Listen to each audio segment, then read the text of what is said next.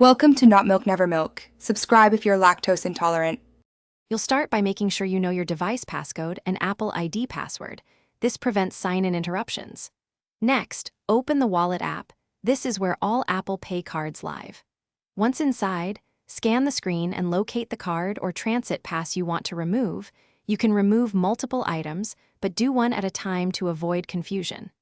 Tap the card to view details because you'll need that card's settings for the removal steps that follow. You now tap the card, and then the More or Info icon to access card settings. This is where removal controls hide. Scroll to the bottom to find Remove Card and select it. This tells Wallet to delete the card from Apple Pay on this device. When the confirmation prompt appears, tap Remove to confirm. This severs the device's ability to use that card for contactless payments.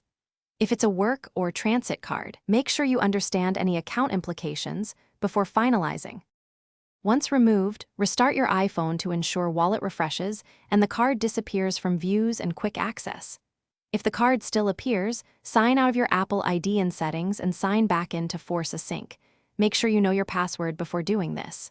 If the card persists or shows pending activity, contact the card issuer. Sometimes tokens remain active on the bank side. One key tip: if you have multiple devices, remove the card from each device to fully disable Apple Pay for. Thanks for watching. If this was helpful, leave a like and consider subscribing. See you next time.